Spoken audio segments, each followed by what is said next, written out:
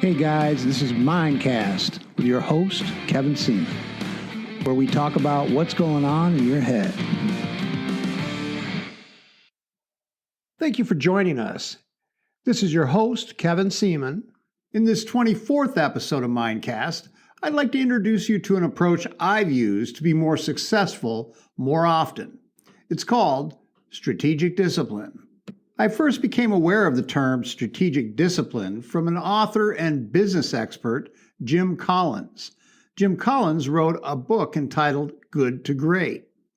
It occurred to me almost immediately that I was, and had been for a considerable period of time, practicing the habit of strategic discipline without even realizing it. In fact, I started applying the approach of strategic discipline when I first began training the combat arts. It was blatantly apparent to me that if I was going to develop any skill at all and strengthen my body to a point where it was proficient, I would have to develop a regimen that instituted consistency, growth, and a drive or passion for what I wanted. To do this, I would have to be self-disciplined, which meant it was self-imposed, self-regulated, and self-managed. This would also mean I would have to interrupt patterns that I have developed growing up that involved impulsive behavior, which as a teenager was my modus operandi and pretty well established in my character at that point in life. That explains a lot. When I first began attempting to self-discipline my schedule and actions in my personal life, I lacked any real template. Once this became obvious, I used my regimen from boxing as sort of a structural template. If I were going to be successful, I would need to implement 3 basics of strategic discipline: a goal, a plan, and a way to measure performance. Since those days, I've pretty much just adopted this as a methodology in anything I'm really serious about accomplishing. It's allowed me the opportunity to operate my own business quite successfully in a field that is not traditionally thought of from a business perspective: education. Here are my 4 must-haves you need to apply the science of strategic discipline to your everyday life and your career in order to accomplish your target objective. Number 1, your goal. You have to know what you want. Sounds simple, right? Yet, the research I've done states that less than 5% of people actually know what they want and have a clear written goal of that. And if that's not crazy enough, less than 20% of people living in the United States have a goal that is not written. In other words, a goal in their head. I've got a shocker for you. If you have a goal in your head, but you haven't been committed enough to establish that goal in written form, that's not a goal. It's a daydream. When you write something down, it's reviewed in your mind 3 times. When you initially learn or think about it, when you think to write it, and when you reflect on the words and see them with your eyes on the paper. Writing something down is what's known as a neuromuscular activity. That initial transition from thought to materially transcribed is when it is in its infancy. As that written goal is developed into a plan, it is in its early stages of growth. This is one of the most important aspects of success: to know what you want and to record that in writing. Number 2, you need a plan. Once this target is sighted in on, a plan of action needs to be developed on how you will hit it. This is as well a neglected part of the protocol for success by most people. Their plan is not well thought out. I like what Dr. Stephen Covey says: begin with the end in mind. If everything went just exactly how you hoped it would be, where would it ultimately lead you? One of my favorite sayings is, be careful what you wish for. Is your end result, whether it be personal or career-oriented, what you really want? I mean, really, really want. Is this how you pictured it? Did your end result manifest in the way you planned? Or did it end up differently because you did not plan? This is why a plan is so absolutely crucial. Another key element in planning is flexibility. What? I thought you just told me I needed to have a well thought out plan. I know, right? But here's the thing. The plan must also involve what's known as KPIs, or key performance indicators. What the heck is that? Well, a key performance indicator is a measure of performance over a specific period of time for a specific objective. Sort of like the needle on your gas gauge of your car.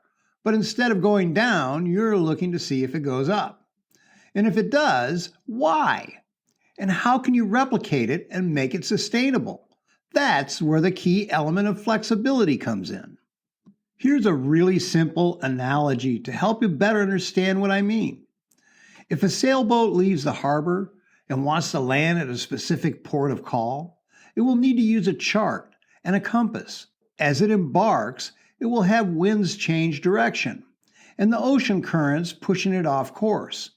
It must be flexible in its adjustments and find its way back on course, regardless of where it may be diverted to as it moves. When you have a plan, you'll be pushed by outside forces as well, and sometimes thrown off course. Life is like that, and there's a very good chance that you'll get bumped off course a few times. So, in addition to that goal and plan, you'll need a method of measuring progress.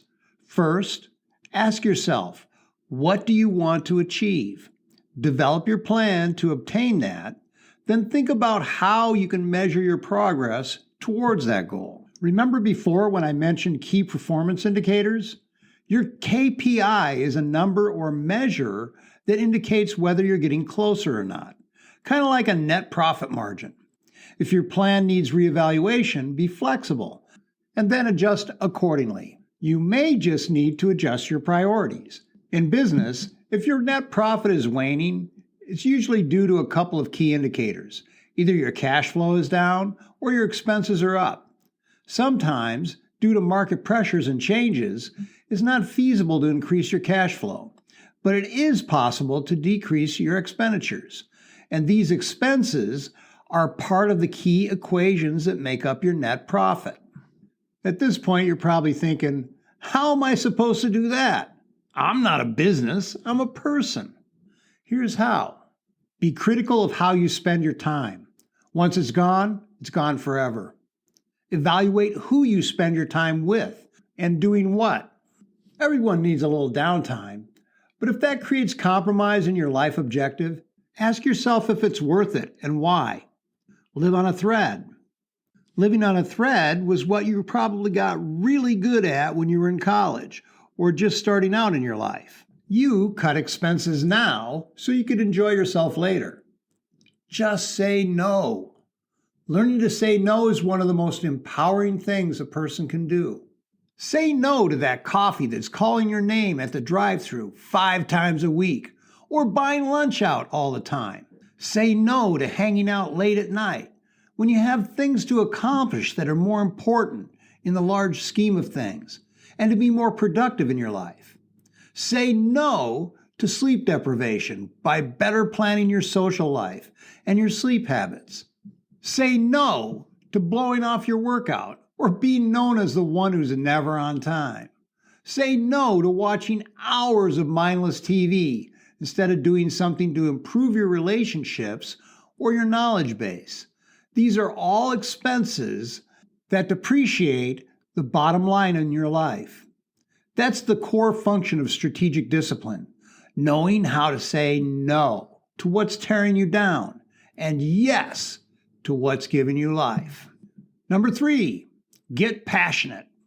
To build passion and motivation, you will need to learn everything you can find on who, what, where, how, and why in relation to your focused objective or intent. Information is power. If you lack complete understanding, how can you possibly succeed? The more you know about something, the closer that puts you in alignment as being one of the experts in that field. As you build your understanding, your passion accelerates. That drive is what makes you stand out from a career perspective, but also, very importantly, it gives you the sustained motivation to continuously improve and reinforces your personal growth. Here's a quote from my book, The Winning Mindset on Passion and Desire. The strongest leverage for all achievement is passion and desire. Weak desires bring weak results. Strong desires produce powerful results. The most difficult person to stop is that person with a burning desire. When you believe and think, I can, something extraordinary happens. You activate a part of your brain called the reticular cortex. This small human bioinstrument immediately begins searching for all the possible ways for you to be successful. This creates drive, motivation, commitment, and excitement. These qualities all directly relate to your success, and the opportunities will disclose themselves. Number 4, be disciplined. Everything we are at this very moment in time is a result of each and every decision we have made in our life up until now. If we don't like the answer, it's time for us to ask better questions. I had a friend of mine say something I found very interesting. It went something like this: I could never do martial arts. I feel like the discipline it takes sort of makes you a prisoner. It takes away your freedom. If you want to do something, your self-discipline takes away your freedom because you make yourself be a certain way. I smiled at my friend Jeff and said, you know what? I don't feel that way at all. In fact, self-discipline is what gives me a great life.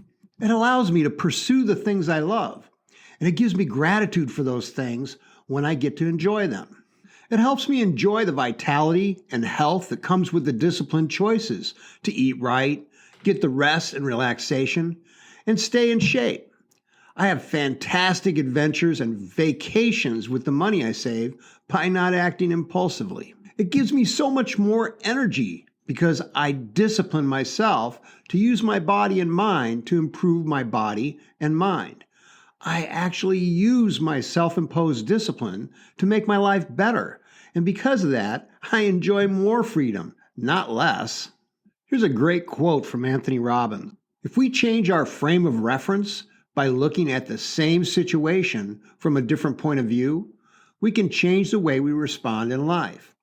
We can change our representation or perception about anything, and in a moment, change our emotional states and behaviors.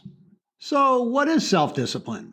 According to Google, self-discipline is the ability to control one's feelings and overcome one's weaknesses. The ability to pursue what one thinks is right despite temptations to abandon it. I think it goes much deeper than that. I think that self-discipline is also about taking responsibility for your personal actions and impulses. This responsibility helps keep you in check. It reminds you that for every action you commit, there are consequences, sometimes positive and sometimes negative, for those actions. In strategic discipline, you do what you do to better achieve your ultimate goals and improve your outcome by allowing you to stay focused on your goals. Using strategic discipline enables you to stay in control of yourself for your best interest and appropriate your reaction to a given situation. Sometimes that means moving out of your comfort zone to achieve that.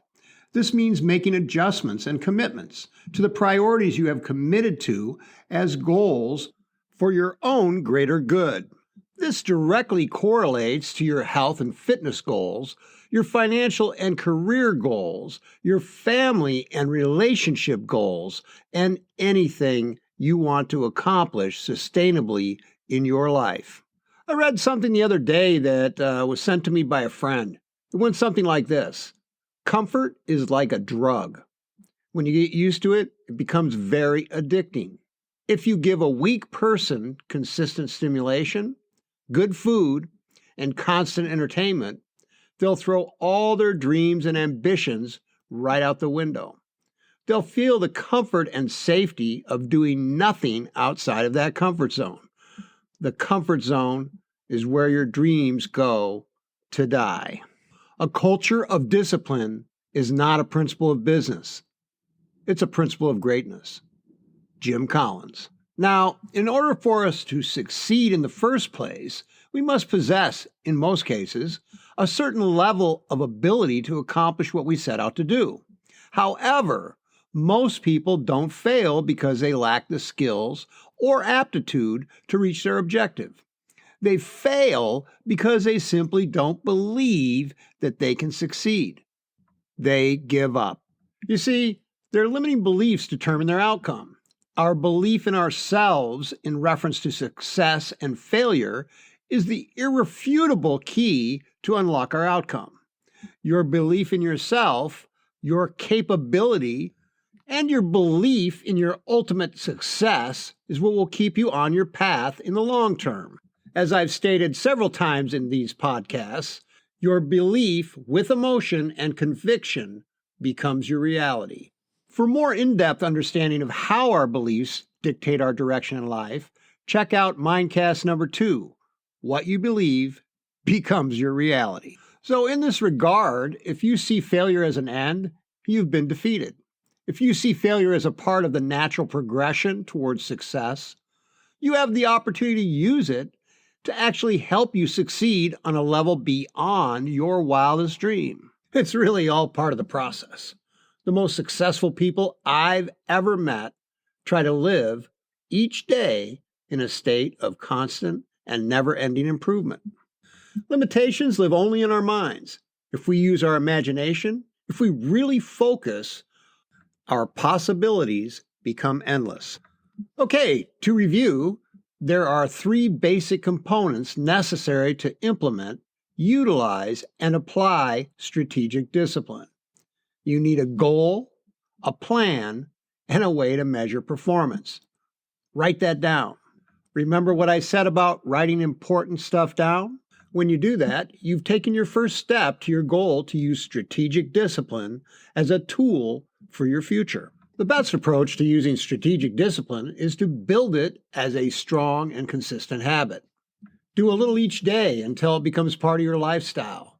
Try it for 30 days, and if your results don't blow the cap off your cranium, I'd be shocked. I know that just like me, you only have so much time in your day.